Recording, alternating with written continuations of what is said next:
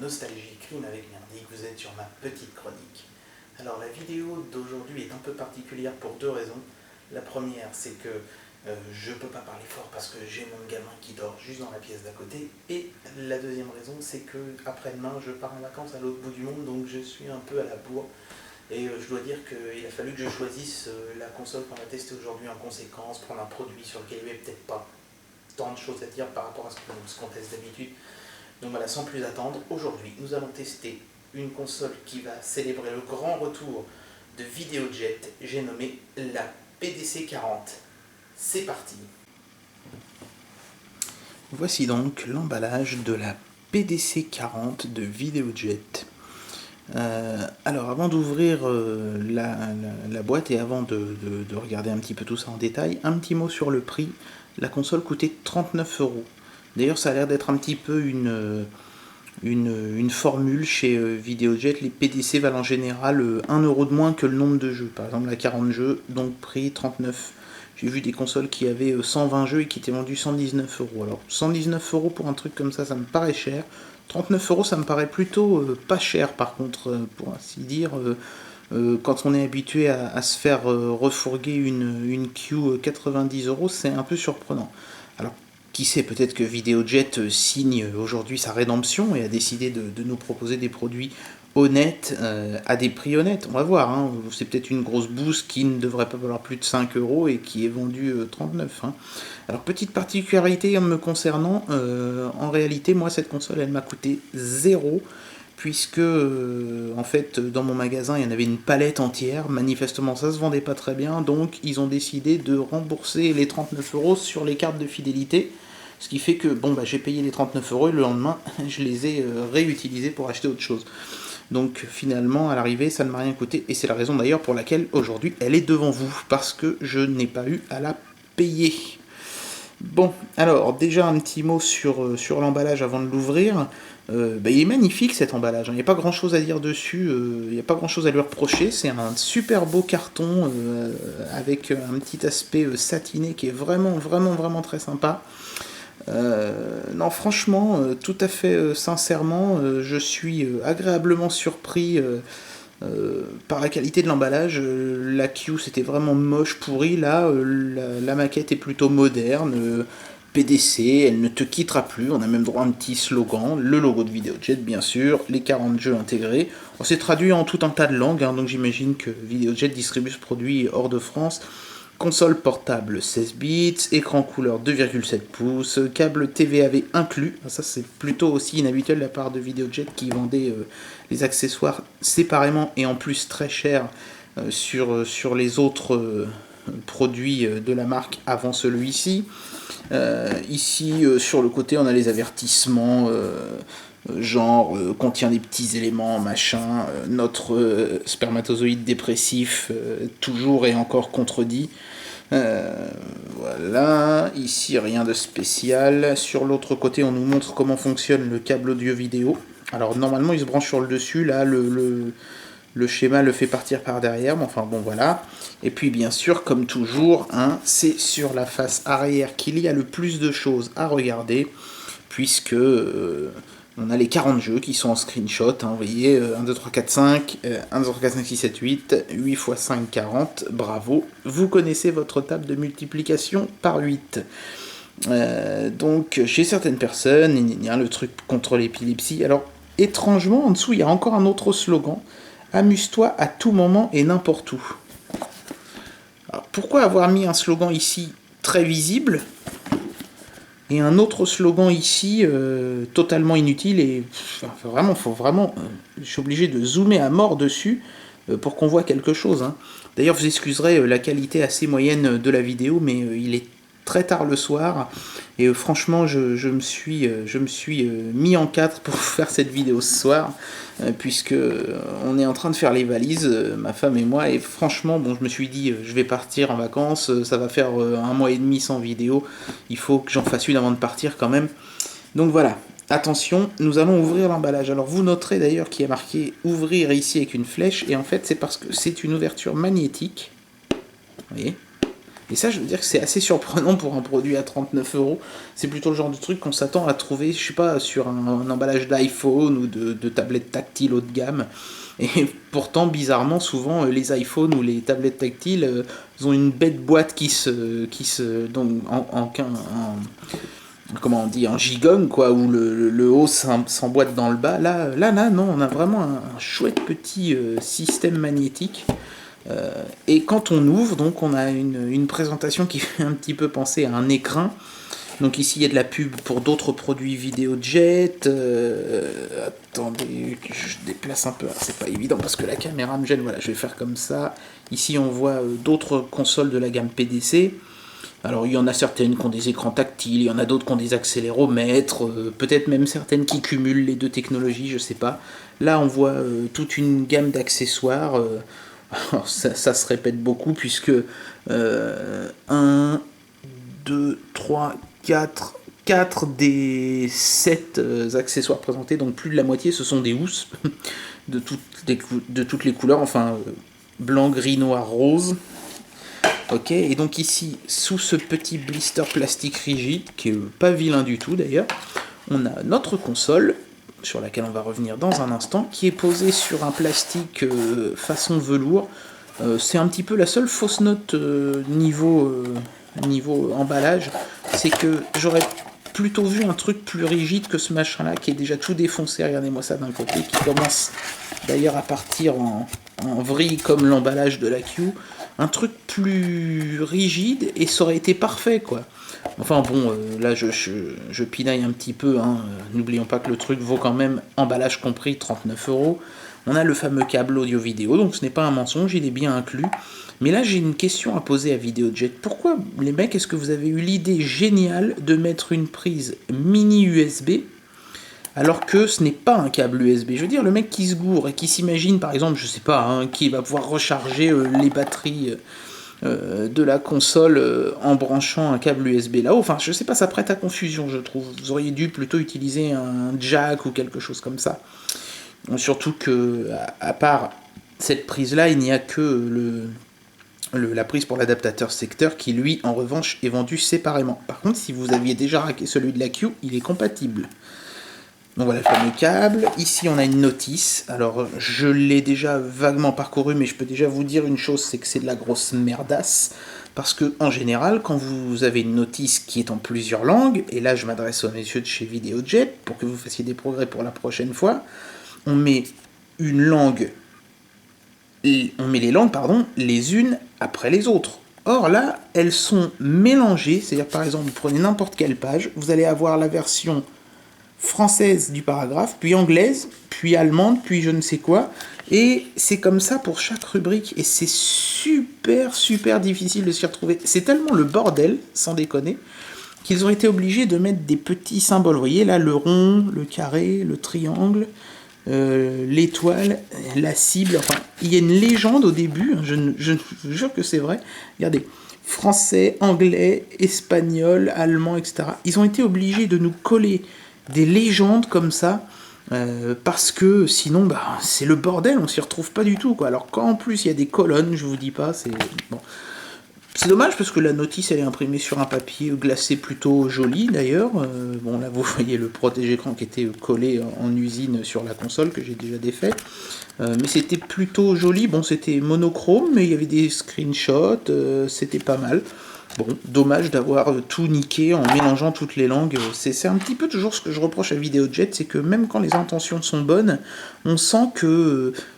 je sais pas, il y a encore, je dirais pas de l'amateurisme, mais peut-être un manque de professionnalisme par contre. Faudrait peut-être les gars investir un petit peu plus sur les finitions.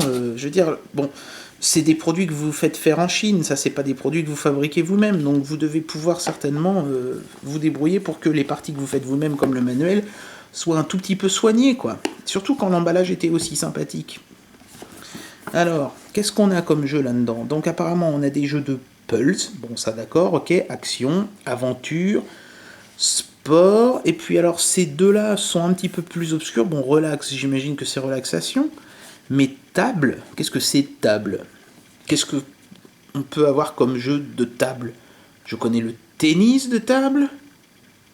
Prendre la secrétaire sur la table aussi, même si j'ai jamais eu la chance d'y jouer à celui-là. Mais qu'est-ce que c'est que table? Alors j'imagine qu'en fait ce sont les jeux de plateau, genre les jeux d'échecs et compagnie. Mais c'est vraiment obscur comme... je veux dire, il y avait 1 million de mots plus adaptés que table. Enfin bref. Peut-être que c'est juste sur l'emballage que la connerie est présente. On va voir. Hein. Donc la console en elle-même, elle est vraiment plutôt petite et compacte. C'est plutôt une bonne surprise. D'ailleurs, si vous regardez bien, sur l'emballage, la console est beaucoup plus grosse qu'elle ne l'est en réalité. Et là, messieurs de chez Videojet, je suis encore obligé une fois de vous reprendre, quand on vend un produit portable et qu'on a une photo du produit sur l'emballage, soit on met la photo plus petite, soit, et c'est ce que font Apple avec les iPhones et la plupart des autres fabricants de téléphones portables d'ailleurs, on le met en taille réelle, mais ne le mettez pas plus grand. Il y a des gens qui vont s'imaginer que le truc est gros comme ça et vont peut-être pas l'acheter à cause de ça. Surtout que là, la console est vraiment plutôt mignonne, elle est petite, elle est compacte, elle fait son poids, contrairement à ce qu'on avait pu tester jusqu'à présent, où on avait l'impression vraiment que c'était du vide à l'intérieur, là, quand même. On sent un certain poids, l'écran est derrière une couche de plastique bombé qui donne un petit look sympa à l'ensemble. J'irai pas jusqu'à dire que ça flaire le haut de gamme, mais quand même, les plastiques sont de bonne qualité, il n'y a pas grand chose à reprocher, à part peut-être toujours ce foutu bordel de merde de vis qui sert à rien derrière. Console, PDC, 40 jeux, 16 bits, nature du courant, fabriqué en Chine, le logo Videojet qui se trouve ici et là. On a une croix directionnelle qui a l'air pas mal, même si quand on appuie à gauche, c'est tout mou, dommage. Sinon, ça aurait pu être, je pense, correct. Bouton A, bouton B, bouton menu. Ici, on a le haut-parleur, le bouton pour l'allumer et l'éteindre, le trou pour mettre la dragonne. Ici, on a la prise casque, je vais y revenir. Sur le côté gauche, il n'y a rien. Sur le côté droit, il y a le truc pour régler le volume sonore. C'est un rocker switch, plutôt une bonne idée. Les boutons L et R, qui font un bruit toujours aussi peu agréable, mais bon, qui ont l'air de marcher quand même. Donc la prise pour brancher la télé, qui est une mini USB, c'est bizarre, mais enfin bon. Et puis la prise pour brancher l'adaptateur secteur. Mais pourquoi, bordel de merde, chez Videojet, est-ce que vous êtes allé foutre une jack 2,5 mm pour le casque? On était presque sur un sans faute, il a fallu que vous niquiez tout en mettant une prise qui n'est pas une prise standard pour le casque. Le standard c'est 3,5 mm. En mettant une prise 2,5 mm, vous obligez les gens à acheter un adaptateur. À moins que...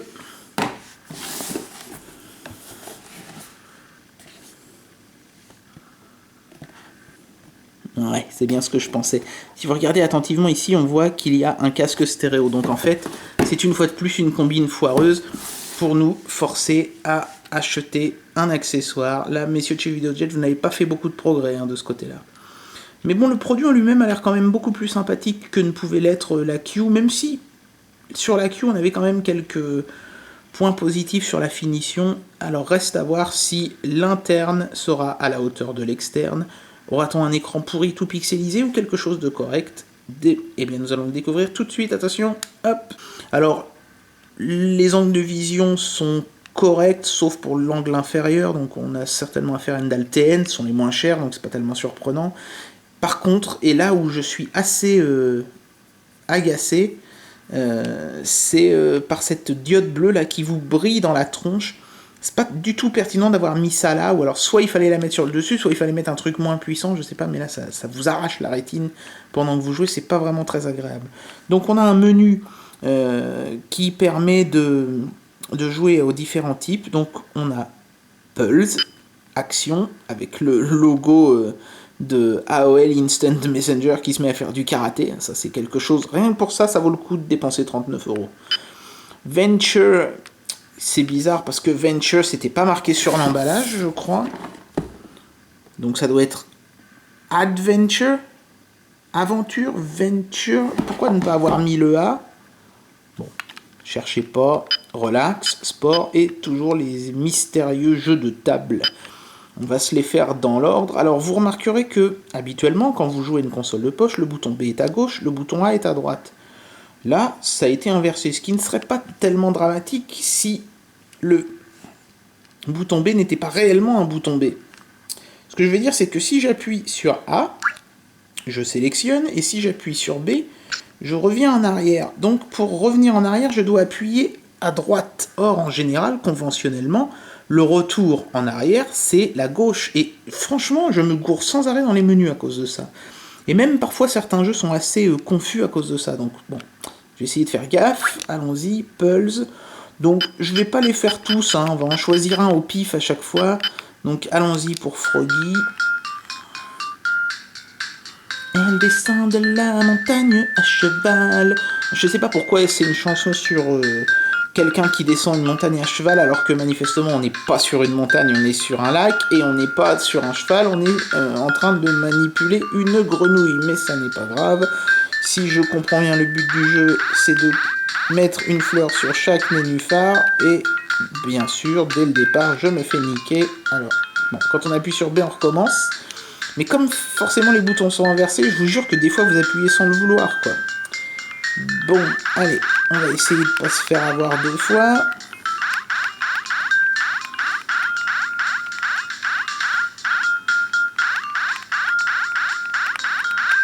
Oh, c'était intense. C'est pas vilain, hein. C'est un genre de jeux comme ça sont tout à fait adaptés à ce genre de produit. Donc on va revenir au menu. Voilà. Wizmaster. Alors, Wiz, normalement, ça veut dire la pisse en anglais. Donc je ne sais pas très bien si c'était judicieux de mettre ça comme nom. Oh putain, mais qu'est-ce que c'est que ce truc? Addition, soustraction, longueur. Putain, mais je sais bien que c'est la rentrée des classes bientôt, mais franchement, sérieux. Non. D'accord, donc c'est bel et bien un putain de jeu de... Ah, comment je fais? Je sélectionne comme ça, j'imagine. Hop. Oh yes.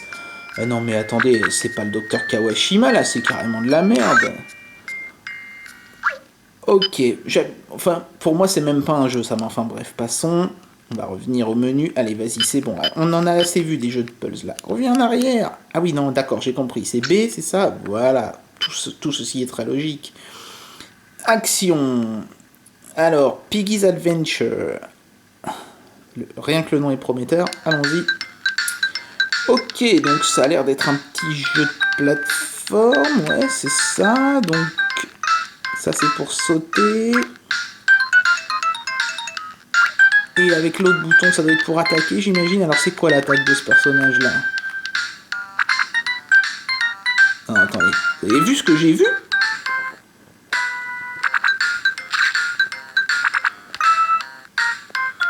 Il leur a pisse. Non, mais attendez. Il leur pisse dessus, là. Non, mais attendez. C'est pas de la pisse. Qu'est-ce qu'il fait comme geste? Mais putain, mais c'est dégueulasse. Mais c'est un truc pour les gamins, quoi. Alors, donc, manifestement, Piggy est un acteur de porno qui essaye de rejoindre sa copine en évitant tout un tas de monstres, et pour les tuer, il leur dessus. Ok, d'accord, tout ceci est parfaitement adapté aux enfants. Allez, on va en prendre un autre au pif.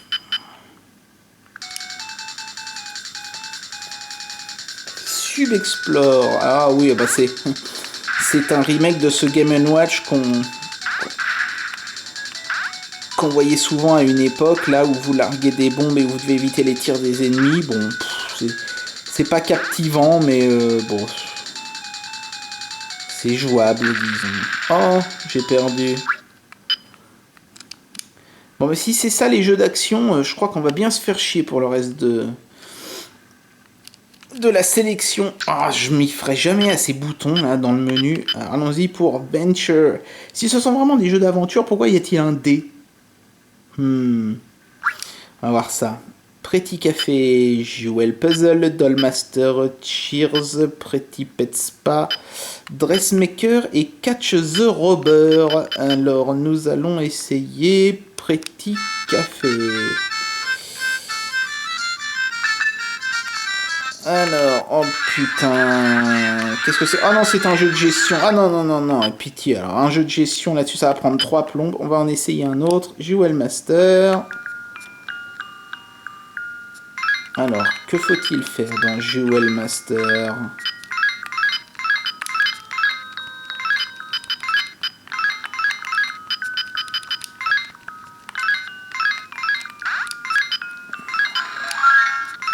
D'accord. Vous êtes vraiment livré à vous-même, il faut vous démerder. Donc j'imagine que je dois mettre tous les bijoux verts là-dedans. Voilà. Super. C'était très difficile. Mais c'est pas un jeu d'aventure, ça. Bon, j'ai peut-être pas eu de chance, on va en essayer un autre. Catch the Robber, c'est une aventure intéressante, ça, attraper le voleur.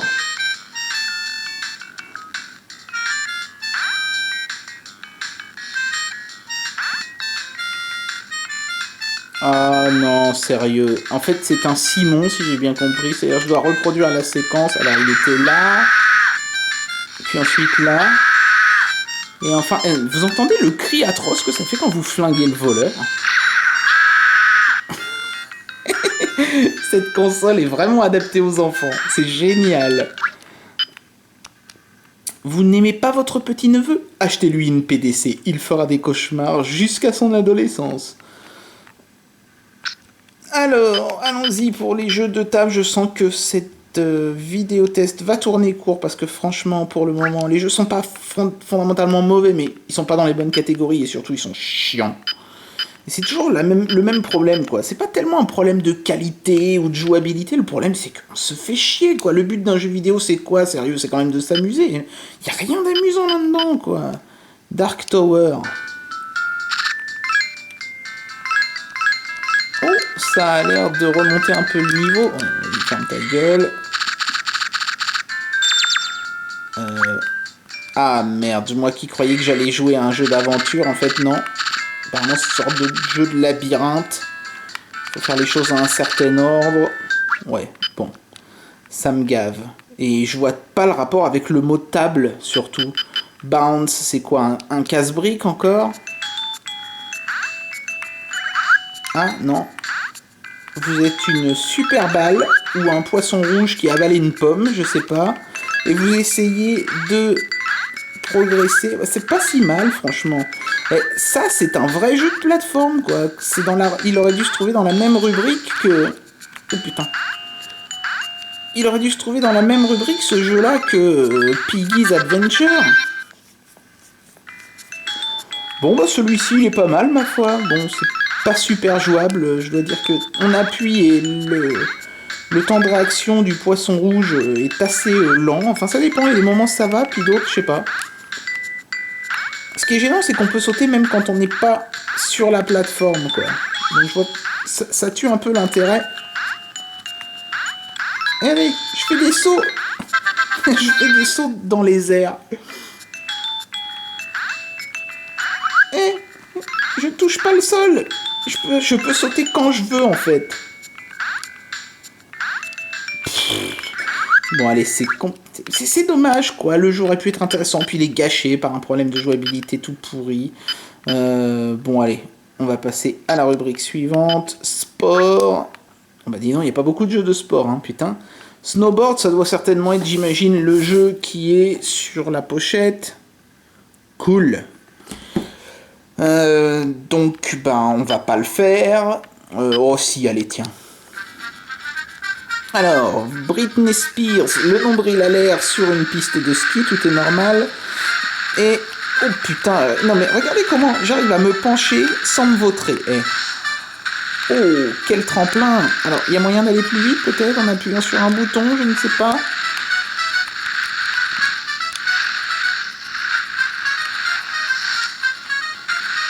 Mais c'est quoi, c'est tout? Il n'y a pas de virage? C'est quoi?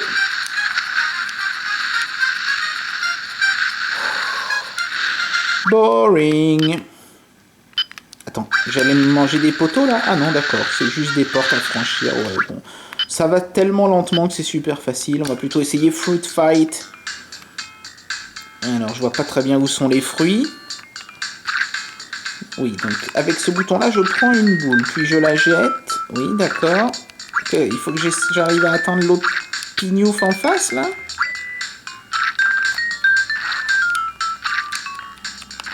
Ah, il m'a touché et je ne peux plus bouger. C'est génial. Ah, ça y est.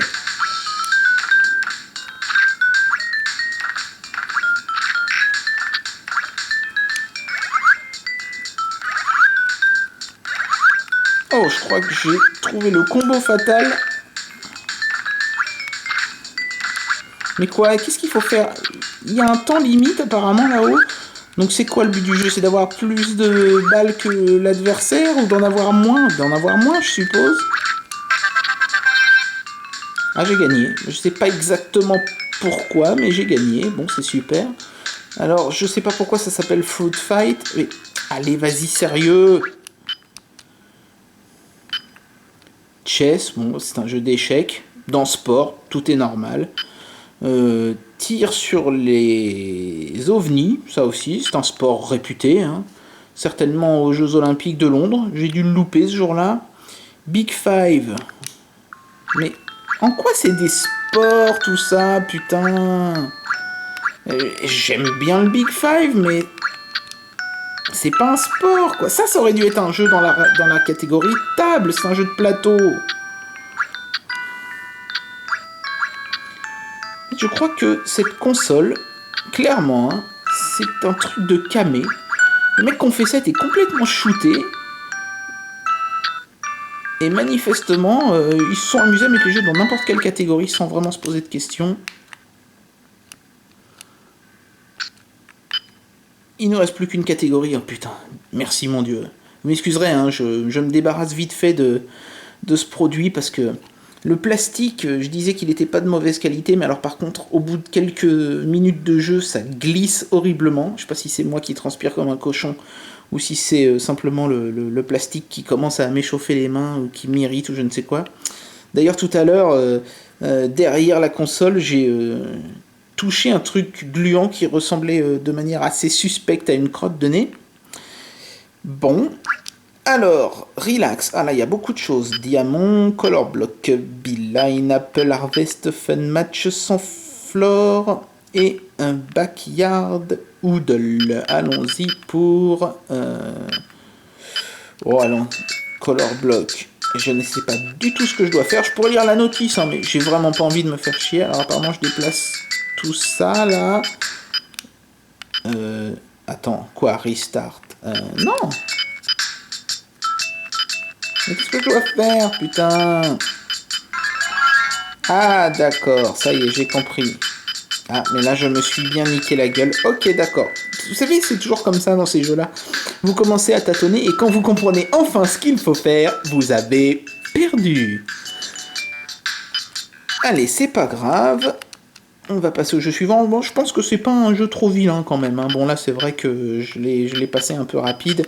Mais j'imagine qu'il y a quand même moyen de s'amuser un petit peu. Alors, c'est quoi ça? C'est le jeu, le Bet Game Watch où on ramasse les trucs qui tombent.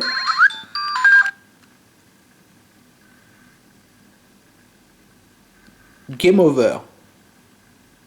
Sérieux. Game over.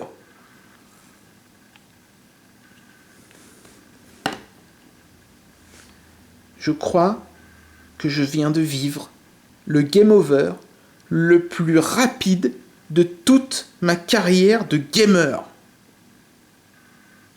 Super, je commence déjà à adorer cette console. Alors, essayons-en un dernier, sans flore, c'est parti. Oh putain, ça pue la copie de Ice Climber. Comment on fait pour... Ah non, d'accord, il faut descendre, on ne peut pas sauter. D'accord, mais... Oh putain, ils ont recyclé le cri horrible du jeu où il fallait tirer sur le bandit, quoi. Donc, qu'est-ce qu'il faut faire? Il faut descendre.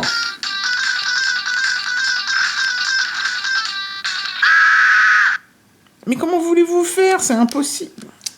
Je vais pas me reprendre un putain de game over encore aussi facilement. Hein. Je vais comprendre.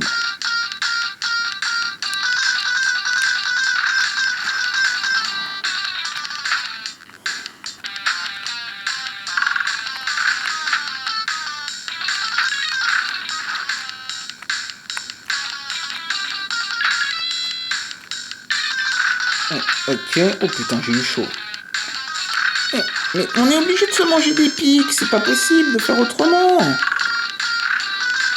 Comment voulez-vous passer ça? Oh putain, vas-y, allez, c'est bon, ta mère. Ok, on a fait le tour. Bon, alors, qu'est-ce que je peux dire sur cette console? Eh ben, ce que je peux vous dire sur ce produit, c'est que fondamentalement, pour 39 euros, c'est pas une arnaque. Videojet a quand même fait partiellement sa rédemption. Je pense qu'ils ont compris qu'il fallait arrêter de prendre les gens pour des cons et de leur vendre des produits à 90 euros alors que manifestement ils en valaient pas le tiers. Mais le problème avec ce produit, c'est que, les 9 dixièmes des jeux sont vraiment chiants, dotés d'un intérêt plus que limité, ennuyeux. Donc sur la quarantaine de jeux, je dirais qu'il y en a peut-être une demi-douzaine qui peuvent vous occuper 1 heure ou deux, mais est-ce que ça vaut le coup de mettre 40 euros là-dedans? Non, je pense pas. C'est d'autant plus dommage que l'ennui procuré par la plupart des jeux se cumule avec des petits défauts de conception, le bouton A et le bouton B qui sont inversés, le jack qui n'est pas standard, la prise mini USB qui n'est pas à sa place, enfin bon, il y a tout un tas de petites choses qui font que ce produit n'est pas une arnaque, mais ce n'est clairement pas non plus une bonne affaire. En attendant, je remets cette petite bouse dans son écrin. C'est un petit peu comme avoir une cerise confite au sommet d'une bouse de vache. Et je vous dis à bientôt.